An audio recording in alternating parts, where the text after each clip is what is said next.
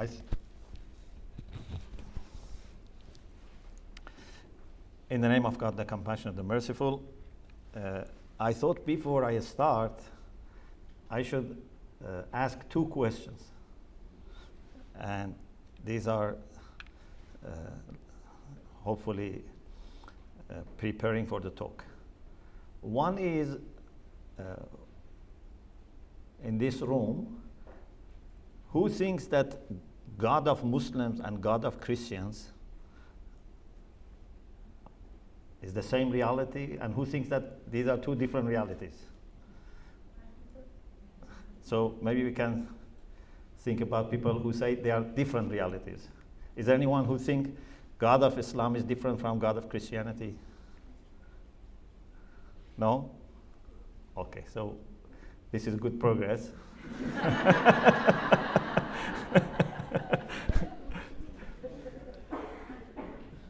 Because unfortunately, some people think, our God is different. And when we were in Mariapolis, Piero, so Father Joseph, who is in Mariapolis, Piero, and responsible for enculturation, so he invited me to go one day with him to Mass in University of Kenyatta. So there were a good number of Catholic students. And I told them, my understanding is that God is the same. And we can, show this in 2 minutes, even less than 2 minutes. I said, my God is the creator of the world. Who is your God? So it's the same. We may have different ways of understanding creator of the world, but it's the same reality. Even people of the same tradition, they don't have exactly the same understanding. So we are talking about the same God. Thanks to God. The second thing is,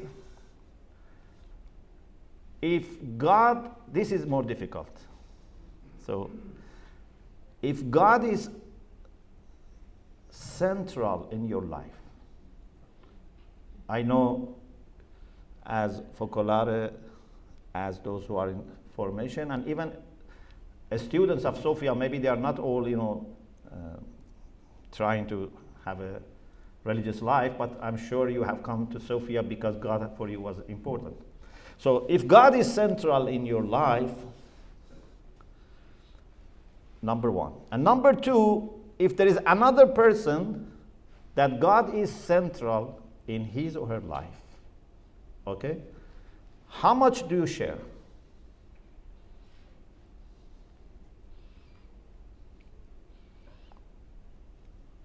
For example, I can say, if someone comes from Iran and I am Iranian, this means that we share 10%, 20%. If I am very passionate about my country, I may say 99%, because for me the most important thing is to be Iranian. It depends on the way I look at nationality.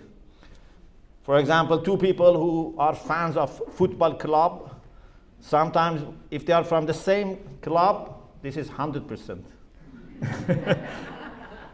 For some people, maybe this is not even significant. Yeah, people are different. When you travel to go, for example, you go to another country, and you find a person that speaks your language, you think this is great thing because you are sharing the same language. So now my question is, if someone shares the same God, because you all said God is the same, okay? So if someone shares with you the same God, how much do you share?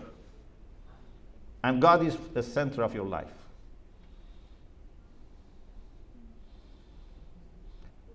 We can have auction here.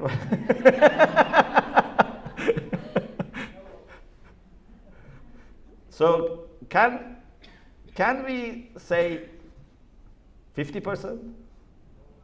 Is it enough? No. 60%? 70%? So how much? 100%. Yeah? So if God is the center of my life and someone shares God with me, so we share everything. Everything else then comes under God. Okay? So if we just understand this, I think we don't need to discuss that much. So whether we are Muslims or Christians or Jews, if we dedicate our life to God, then we share 100%. Everything else then easy. We just need to work together for details. Otherwise, the main thing is God, and it's the same. So, thanks to God, we have very good common understanding. So what I'm going to share with you is some points about commonalities between Islam and Christianity. This is mainly based on what I prepared for the first volume of Catholic Shia Dialogue. So we have been in dialogue with Benedictine monks mainly, in addition to Focolare, to other groups of Christians, Protestants. But one line of our dialogue is with the Benedictine monks. And Father Jonathan, that you know, who was here, and we pray for his health. So he was the first Benedictine monk that I met in my life. And then one day, we were sitting together in a Focolare meeting in Liverpool. This is maybe 97, 98. So that was the first meeting of Focolare that we had attended. And he was sitting next to me, and I was in the UK now for 1 year or 2 years. I had never sat next to a priest or monk in my life. But thanks to God, I didn't feel any worry about Father Jonathan, or should sit somewhere else. We had very good discussion, and I told him I come from a seminary background, and I love to visit a Christian seminary. Is it possible? Because I had been to UK just for a year or two for my PhD. And he said we can visit Ampleforth Abbey, which is not a seminary, but it's a place for formation of the monks. And we went together. We spent one night there. It was amazing. It led to lots of meetings, discussions. I then gave 3 lectures on Islam in 2000. Then I invited 2 of the Benedictine monks to Iran in 2002. We started then Catholic Shia Dialogue in 2003. And so far we have had 10 rounds of Catholic Shia Dialogue. We have published 6 volumes together. So in the first volume, we were looking for papers of the conference, but also something to give a little introduction to general points. So I had to write something about Islamic understanding of Mary, Jesus, and Christianity. And that data was published separately and also translated in Italian. I will show you the copies later. So at that time, I was very new to the world of dialogue. Okay? Just for a few years, I had started this dialogue. And I wrote at the end why I am very happy with dialogue with Christians, and mentioned a few points that I'm going to share with you. But since then, my understanding has very much changed. At that time was dialogue, as Vincenzo said. It was dialogue. Genuine discussion to understand each other, to respect each other. But then gradually this has changed. Now I am not satisfied with dialogue. I say dialogue is too little.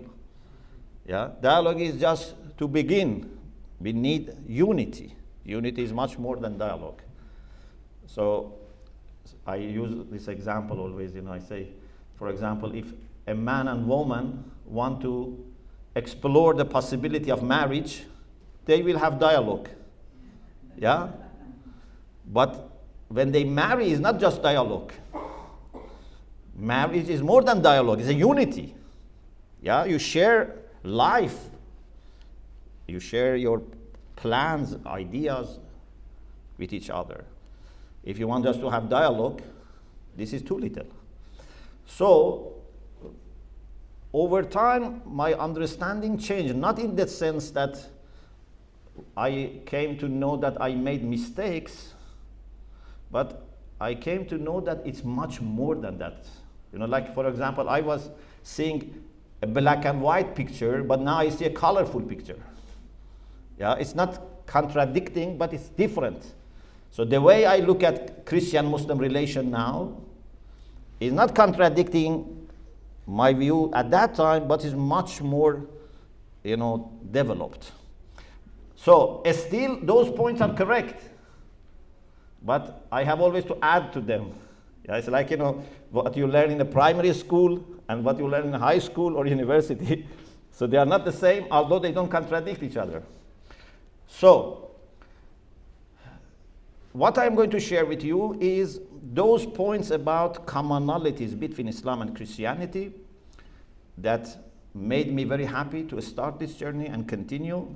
And now it is about 25 years that I am seriously involved in this dialogue. And I put my heart into this, not just my mind. Before I go to those points, I want to mention some introductory points. These reflections are more recent than those points. One point that I hope would be useful for all of us is that we should know that our mind is functioning in the way that picks up differences sooner than commonalities. And I think this is part of our defense mechanism. So if I come to the room and I see all people are, for example, from the same ethnicity, but there is one person from another ethnicity, different color, my mind automatically shifts to that person. Why? Maybe this is part of mechanism of defense, because I cannot protect myself from everyone, but I can protect myself from one person. And normally the danger doesn't come from all, comes from a small number. At least it's the way you can control. Or for example, if everyone is sitting, all of a sudden one stands up. My mind quickly picks up that point. If all are sitting, I don't pay attention that much. But as soon as someone stands up, I will look at that person. Maybe that person wants to say something to me or wants to do something. I have to be alert. So we notice differences more quickly and changes more quickly than those things which are fixed. This is in itself good. It's not bad. But if you are not careful, then this can bring lots of problems in life. For example, sometimes we see people have lots of commonalities. As soon as they disagree on one or 2 points, they say, we don't have anything in common. Their mind is filled with those differences. Sometimes I have seen people, for example, husband and wife, have lived together for 20 years, 30 years. They say, we have nothing in common. How can you say we have nothing in common? But because they have few problems, the mind is fixed at those problems, cannot see the commonalities. So, we need to train ourselves. If you want to deal with people of other faiths, other cultures, especially today in the world, you have to train your mind so that deliberately considers commonalities, not just differences. Number one. Number two, when you want to compare commonalities and differences, imagine you have been able to identify all the commonalities and all the differences, which is very difficult, because normally differences are coming out more, outstandingly. So if you manage to have a list of commonalities and differences, it's a great achievement. How do you compare so that you can say we share this much or we differ this much. How do you compare? I have seen in some books, for example, they say these are commonalities between Islam and differences, Islam and Christianity. Yeah. So, for example, say God is the same. They believe in revelation. They believe in, for example, heaven and hell. They believe in punishment and reward, accountability, etc. And these are differences. For example, Christians believe Jesus is Son of God. Muslims believe Jesus is a prophet. Things like this. So, in your understanding, how should we judge how much we share or differ? If we have comprehensive list of commonalities and differences. Unfortunately, many people just count. They say, we have 10, for example, commonalities, 10 differences, or 5 commonalities, 10 differences, or 5 differences, 10 count. They just count. God is the same, but they have different ways of praying. They believe in revelation, but for example, they don't believe about this fact or that. They just list. And I think this is one of the big problems. Because you cannot just count and then judge about how much you share. If these points had the same weight, the same value, the same significance, you could just count. But these points are very much different. If someone shares the same God with you, you cannot say, this is one commonality. If someone shares the same God with you, you have to say, then everything else secondary. As I asked you at the beginning, yeah, you said that if God is the same, then we share 100%. So it's very wrong to just list and then give number. 1, 2, 3, 4, 1, 2, 3, 4. We have to weigh each one separately. So these are some points that I wanted to mention at the beginning. So I am not mentioning these points just to count. Some of these points are very, very fundamental, and they can really change our understanding of our commonalities. The last introductory point is that I used to believe, and still I believe in this, but now I know that it is not the whole picture. So, I used to believe and just look at things in this way, that to measure commonalities, I should consider doctrines and practices. And in that case, I was saying the closest people to me are Shia Muslims. Why? Because we share all the doctrines and practices. Then the second circle would be Muslims, whether they are Shia or Sunni, but this is a wider circle because I share with them Islam, the Prophet, the Quran, the same direction for prayer, etc. Then Abrahamic faith, because we believe in the same God of Abraham. We share lots of history of prophets and prophecies and scriptures. Then people who believe in God, but not in an Abrahamic way, not personal God, but they believe in, this was wider circle. And then people of goodwill, even if they have no faith. So the circle was widening, but later I realized that this is correct, but not the whole picture. This is just based on theories. If I want to, examine people about theology, then I can say, how much we share in theory. But the reality is different. If I want to say who shares more doctrines with me, this is good. But if we want to say who is closer to me, this is not good. It's wrong. Because maybe someone is a Shia Muslim, but is not giving central position to God. Maybe he's not even practicing. Maybe there is a Sunni Muslim who is closer to me than a Shia Muslim. Or maybe a Christian is closer to me than a Shia Muslim or a Sunni Muslim. Because the reality is not based on ideas and theories and doctrines. Yeah? You can have the best theories and doctrines, and you can teach courses on theology and be very far from God.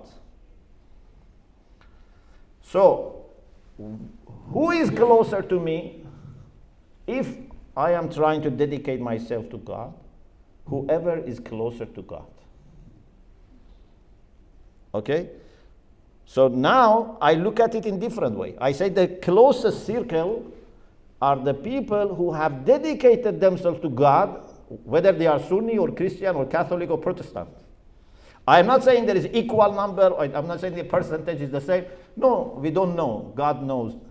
But I know that there are Sunnis who are better than some Shia. I know that there are some Christians who are better than some Muslims.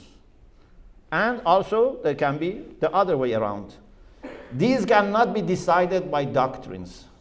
This is based on the position of God in our heart. So, thanks to God in our theology and in our life experiences, we have come to this conclusion. So if I had not met Christians who are very sincere and devoted to God, maybe still I could have come to this conclusion, but I'm not sure. Our encounter helped me understand that there are Christians who are very dedicated to God. And in particular, I always, for example, think about the religious people, for example. It's not that only the religious people are dedicated to God, but as an example, obvious example, someone who is consecrated, someone who is not, planning anything for himself, is just dedicated to God. Or focolare, people who dedicate their life to God. And just yesterday I was saying to our friends that when you become a focolarino or focolarini, it means that the life is totally given to God. You don't even plan where should you be, what type of job you should have. Nothing is personal anymore. It's just God. But how to understand the will of God is through community, but this is dedication. So I, as a Muslim, can see this, can feel this with my heart. If someone says, this is fake, these are not, really doing this. They are, just covering. They have their own agenda, etc. I don't accept, because I have seen, I have felt. Okay? So, my theology helps me to be open and to see, and my spirituality and heart helps me to witness. Okay? So, I am convinced theologically, and I am also feeling with my heart that when I am with, for example, focolare, I feel more at home with even some people in my family. With some people in my family, we cannot have that much, conversation. Maybe after half an hour, we don't have anything else to say. With focolare, we have 12 rounds of wings of unity. We can always talk. And we are never tired. Yeah? So, this is a reality that we need to explain. If theologians cannot explain that a person of another faith has genuine love for God, this is their problem. They have to revisit their theology. My theology tells me that doctrines can be different, but genuine love for God can be common. I am not suggesting pluralism or relativism. For every doctrine, I am very careful, and we cannot compromise or dilute. But I'm saying all those are there, still at a deeper level, we can be very close to each other. theology should help us to understand better. It shouldn't become a barrier, should not become, walls that imprison us. A good theology should liberate, not just imprison. So, thanks to God, I am very convinced that those who are closer are people who have centrality of God in their life, even if they are not Muslims. This is my understanding. Okay, now let us share some of the commonalities. First, we both believe in and worship the same God. For me, this is what is very fundamental.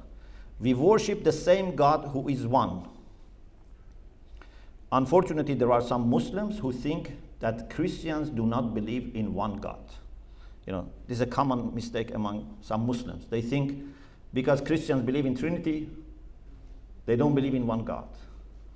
While Christians themselves say, we are monotheistic. We believe in one God. Of course, the way they understand unity of God can be different. But Christians are monotheistic religions and Muslims also.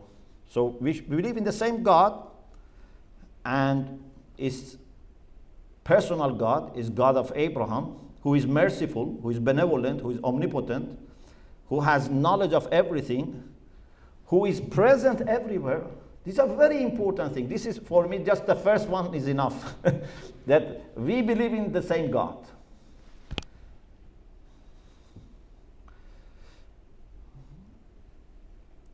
Some people, I don't know if you have come across from both sides, Muslims and Christians, they work hard to tell God is different. You find Christians who are saying God of Islam is different. You find Muslims who do this. In one Muslim country, they took some Christians to court. Why you say Allah? You should not say Allah. Allah is not for you. You are confusing people. Some Muslims did this. And there are many Christian websites and people who say God of Islam is different. And they don't know that in the Arabic Bible, God is Allah. In Arabic Bible, God is not God, God is Allah.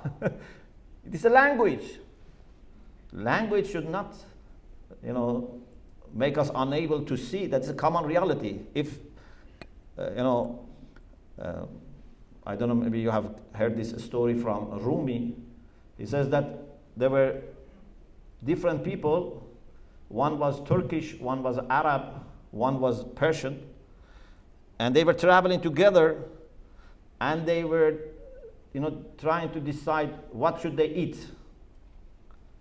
And they were arguing and not convinced. One of them was saying, we should eat angur. One says enab, one says uzum. And they were not convinced, they were fighting and fighting. Someone said, you are saying the same thing. These are different terms for the same thing in different languages. God, Allah, or in Farsi, we don't say God, we say Allah or Khoda. Khoda in Farsi, in Urdu, we say Khoda. So we have different names for God, but this is all the same reality. Second, we both believe in human free will and our responsibility. This is very fundamental, that we believe in human free will and responsibility. When we enter the field of ethics, as you know, voluntary actions and voluntary qualities are the main thing. I am not morally judged for my gender or for my geographical place of life or birth or etc. But I am judged based on my free choices. Yeah, something that I had no control. You cannot say I'm a good person or bad person because of something that I didn't have any control. But am I an honest person or not? Am I selfish or not? Am I fair or not? Am I, greedy or not? These are voluntary qualities or actions that we both Muslims and Christians believe that we have freedom to decide. Third, We both believe in resurrection. We both believe that we are not finishing by death. For both of us, death is entering another phase of our life, which is greater, which is eternal. And our life in this world, compared to that, is very, very short. But this is the chance to decide what type of life we are going to have later. So we believe in resurrection. We believe that God is going to judge us. We believe that God is going to deal with us with justice and mercy. There is no injustice. It's justice and mercy. So this is great commonality. Fourth, we both have high esteem for the gift of reason or intellect. One of our Catholic Shia dialogues was on reason and faith. So we published the second volume on reason and faith in theory and practice. We have lots of similarities about the way we look at reason and faith, or reason and revelation. We believe that we need both. Human reason or intellect is needed. Revelation is also needed, and none of them replaces the other. We need both, and they supplement each other. Fifth, we both believe that all human beings come from the same father and mother. This gives us another reason to feel we are part of the same family. If God was our creator and we didn't have the same father and mother, it still was enough to unite under God. But now we have a biological reason also to feel connected, because we believe that we are all coming from Adam and Eve. So we have the same origins, even at a human level. We have God as our origin, but as human level also we all go back to Adam and Eve. This makes a big impact.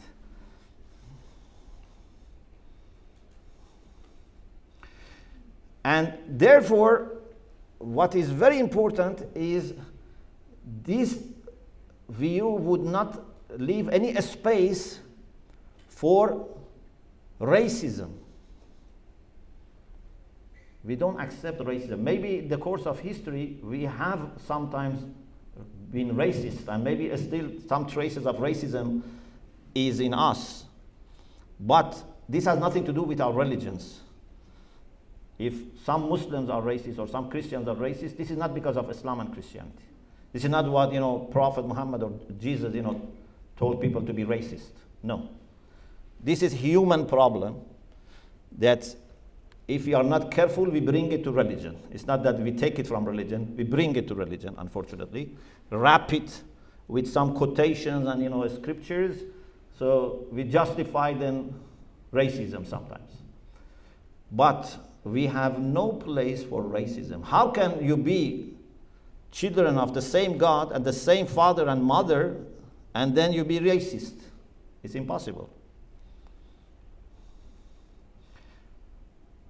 And also we both believe in equality of human beings regardless of gender in humanity. Men and women are fully human beings. It's not one is more human than the other. Number 6, we both believe in prophethood and share a long history of prophecy from the beginning of the history of humankind. Yes, when it comes to Jesus, that is where we have a difference. But up to Jesus, we believe in the same prophets and messages. But when it comes to Jesus, so Christians believe that Jesus is Son of God, and God revealed himself in Jesus. We believe that Jesus is a prophet of God, a great prophet of God, one of the most outstanding ones. He's Word of God, he's a Spirit from God, but he's not Son of God. So this is the difference that we have. But for all history before Jesus, we have similar understanding about prophethood and revelation. And of course, this doesn't stop both of us very much admire Jesus.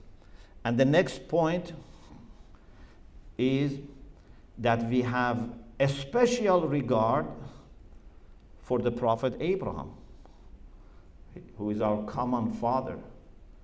And we all proudly associate ourselves with Abraham. And thanks to God, we are going to discuss submission to God with case study of Abraham in December next year in the next round of Wings of Unity. So all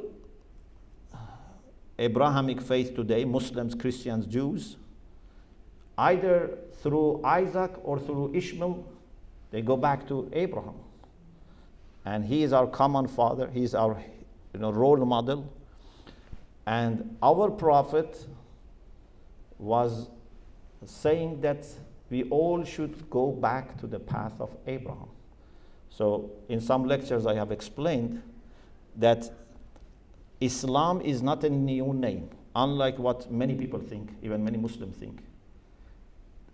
When the prophet called towards God, he didn't give a name to this.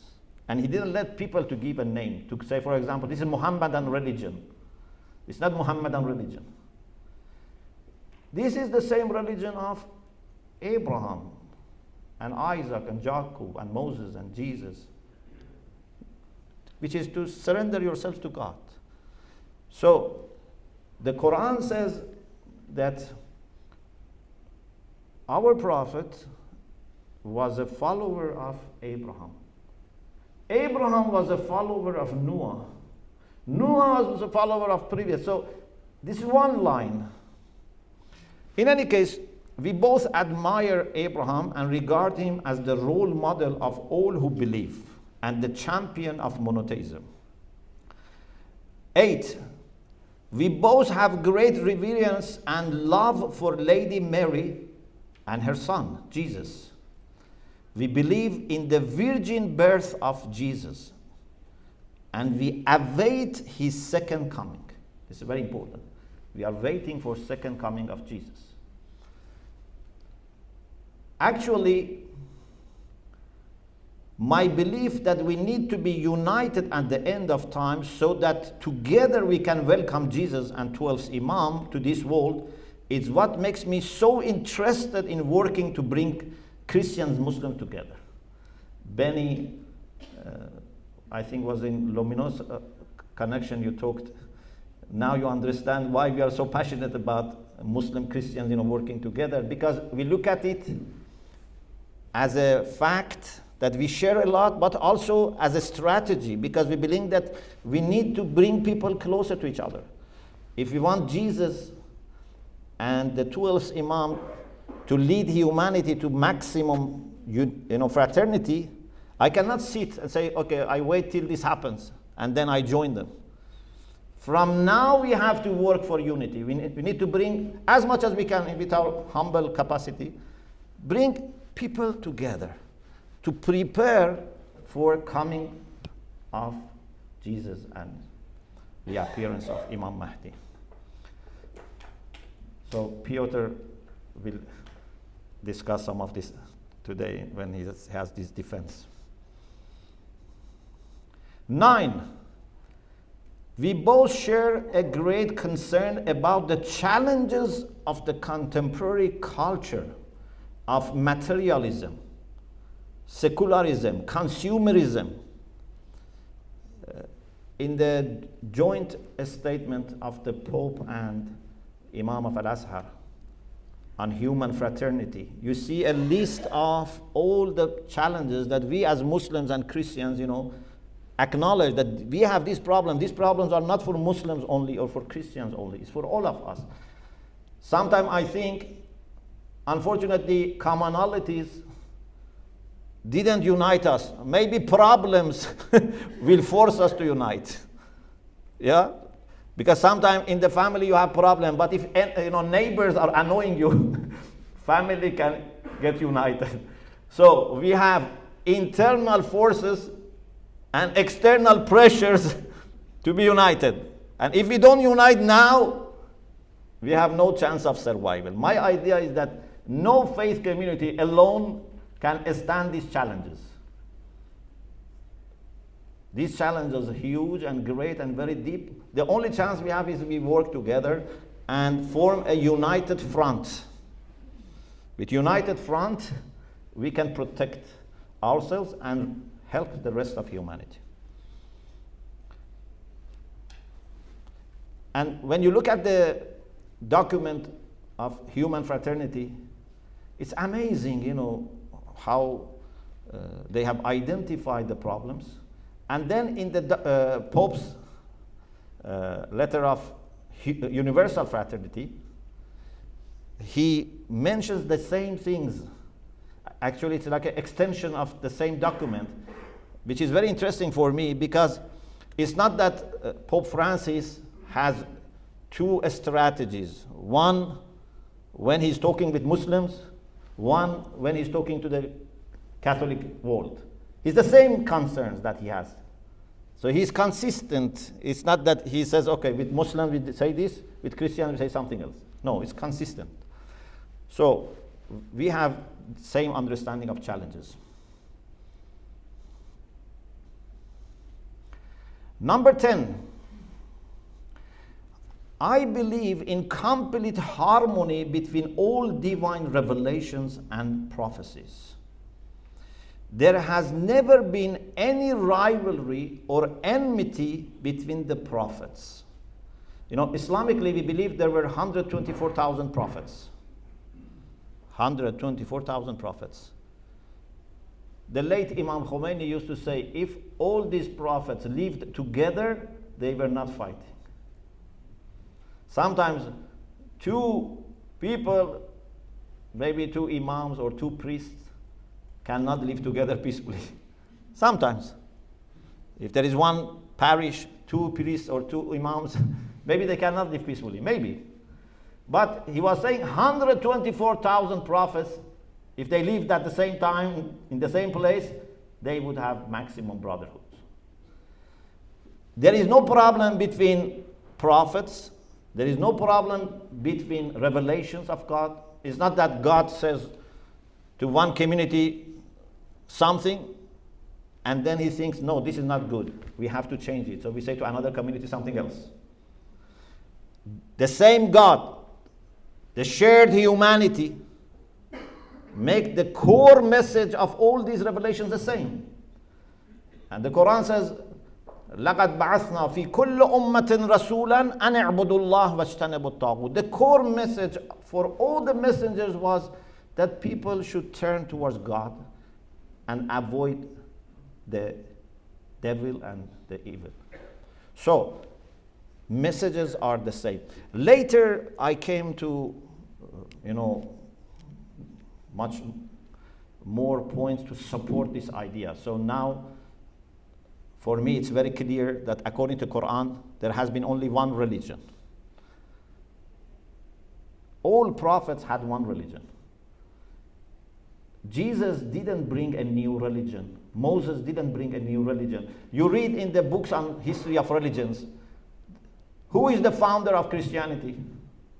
Who is the founder of Islam? But I say this is wrong. Founder of Judaism, Christianity, Islam is God. And God has only founded one path. And even according to Quran, we can understand all the books are representations of the same book. There is one book. Torah, Injil, Gospel, the Quran, Book of Abraham, Book of David, Book of Solomon. All are different editions of the same book.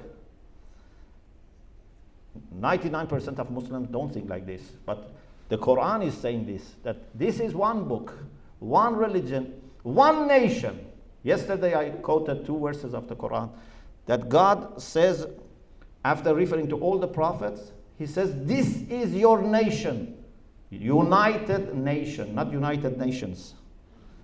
United nation.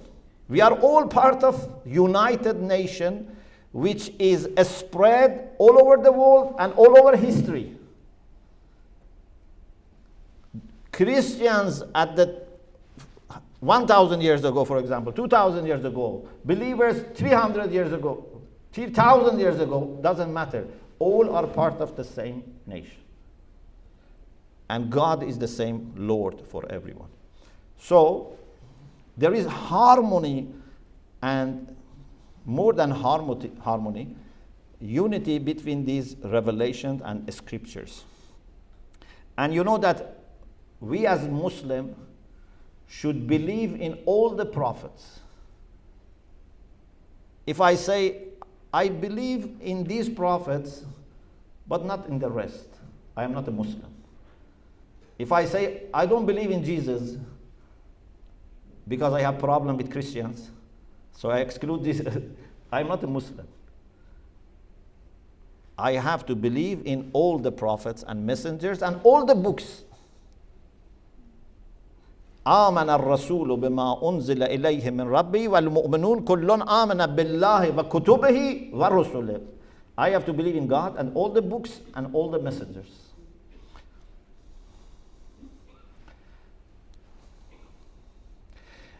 Number 12, this is especially for Christians.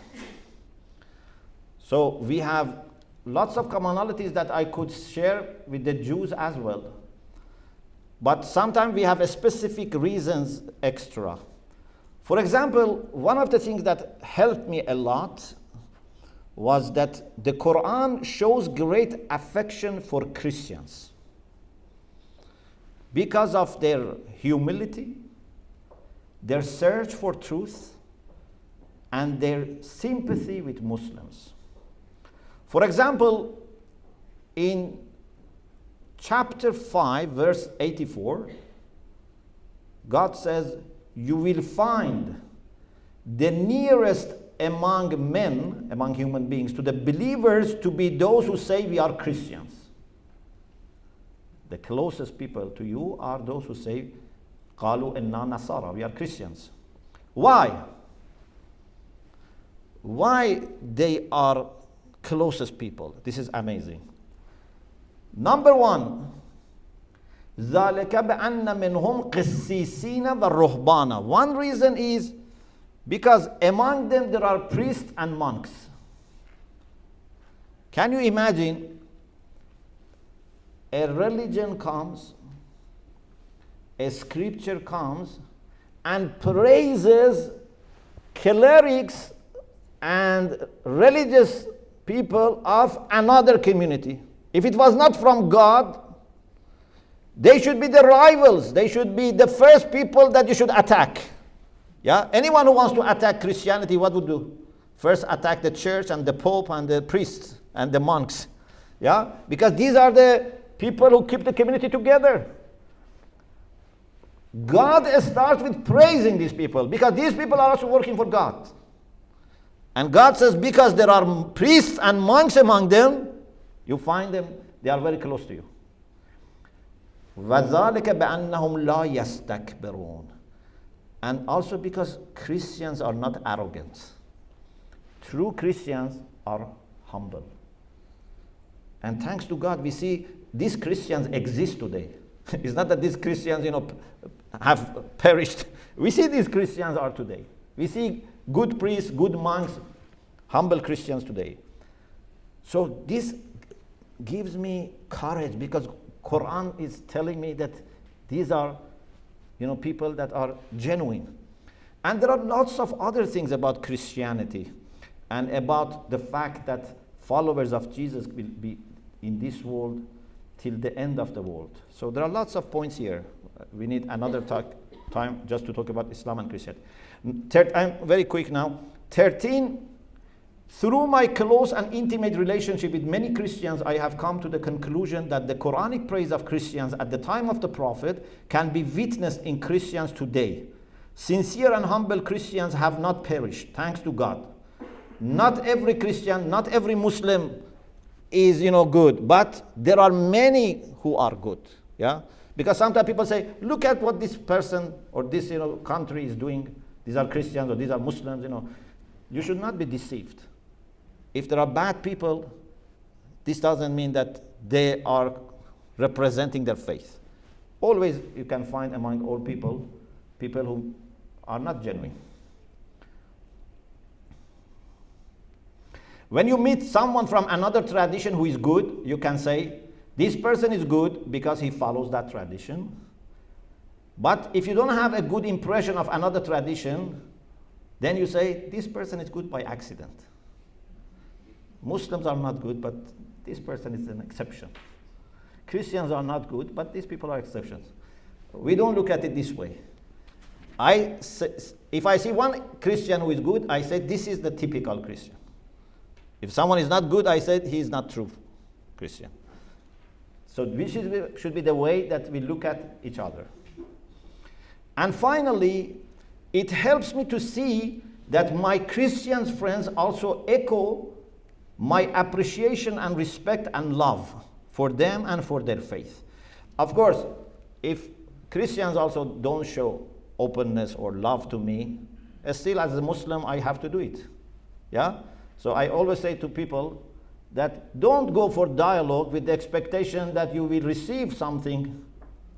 Do it for the sake of God. And many times, or most of the time, you would receive very good response. But maybe there are people who are not ready. Don't stop. I don't, for example, stop praying if people don't appreciate. I don't stop fasting if people don't appreciate. In the same way, I shouldn't stop working for unity if people don't appreciate. I should do it for the sake of God. Whether they appreciate or not is secondary. If they appreciate, it makes it easier. If they don't appreciate, give time to them. Gradually they realize. So, I am not making this a condition, but it helps that I see that the church, and in particular, because it was for Catholic Shia dialogue, the Catholic Church shows appreciation to Islam. This helps me. And here, then I have quoted, for example, in Nostra Aetate, in Pope John Paul II's, sayings, Pope Francis saying, we have lots of things coming from either documents of the church or letters or the speeches of the popes that help a lot. And unfortunately, time is over. I have listed also, for example, how the church even looks at the possibility of salvation for Muslims, how some Christian leaders say that the gift of prophethood can even continue after Jesus, although there is no prophethood in that sense, but gift of prophecy can continue, etc. And one of the historical moments, I think, was, as Piero mentioned, when the Pope visited Grand Ayatollah Sistani in Najaf. For us, this was a great moment because, we were always saying we should reach the point that the Pope and a Grand Ayatollah work together. This is my hope. A day would come that as colleagues, they meet, they discuss, they plan, and say, okay, you do this, I do this, but all together. That is like a dream. We are not ready for that. If I see the Pope and Grand Ayatollah sharing the same office, I may lose my faith. Yeah? Say, this cannot be a true Pope. This cannot be a true Grand Ayatollah. How can they share the same office? But this has to happen. And when we heard that the Pope is going to meet Grand Ayatollah Sistani, and especially that difficult time, he had lots of advisors saying not to go, it's not safe, etc. He prayed and he said, I will go. Even I heard from some friends, Piero may know better, that he said, even if my life is in danger, I will go. So this was a great historical moment. It's not just like two political leaders meet each other. When the Pope and Grand Ayatollah, this is history making, and I think this shows that despite all the challenges, we are going to the right direction. Very slow, unfortunately. Very slow, with lots of stops. We go a little, we stop. We go a little, we become too tired, soon. But finally, we have to reach that point. If you want Jesus and Imam Mahdi to work together, then the Pope and Grand Ayatollah should work together. Then every imam and priest in every city should work together. Every Muslim seminary and Christian seminary should work together. Unity should be established. No one, is going to convert. No one is going to compromise or dilute.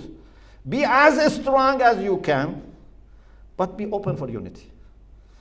And this is why, in Wings of Unity or in these, experiences that we had in, Tonadico, in, Trento here, we see some of them very committed youths from Shia side or Christian side. They found unity. Not that people who were not practicing, not people who were really, very liberal, people who were not, taking faith seriously. People who are taking faith seriously, they found the beauty of unity. You saw in the pictures, there was a moment that some Catholic and Shia youth sat on a cliff. And they explained later that it was not planned, just maybe two people were sitting, then the other people joined, then they started praying, Christian prayer, Muslim prayer, very organic, very natural. And one of them said that I had such tranquility at that moment that I prayed to God that I want to die with this tranquility. Daniel, is here Daniel? Yeah, so we saw Daniel also, maybe we should later, ask Daniel to explain. So, did Daniel lose his faith when he met Muslims? When we talked about unity? No, he became stronger. And every time I see him, I see Daniel is even better and even better. I don't know how better he can become. So it was not, because many people think these people are going to lose their faith. These people are, going to become, liberal or whatever. But this is not, we are growing in our own tradition. And the best of these traditions can meet each other because the best are closer to God and then close to each other. So we talk about unity, but we don't talk about dilution, about compromise. It's all trying to be, more open to God. If we let God to be the main power and energy, we will be close to each other. Thank you very much for your attention. Thank you. Alhamdulillah. Thank you. Thank you. Thank you so much, dear Mohammed. It was a wonderful, and it would have been interesting going deeper and deeper in what you said. But you opened so many windows, and there will be the possibility of exploring further about it. Unfortunately, we have to end here because it's 1:45, and we have to go for lunch. The next appointment will be here at 3 o'clock. There will be the PhD defense Piotr, who is a real fruit of Wings of Unity. As you have seen from Tonadico's experience, is one of the fruits.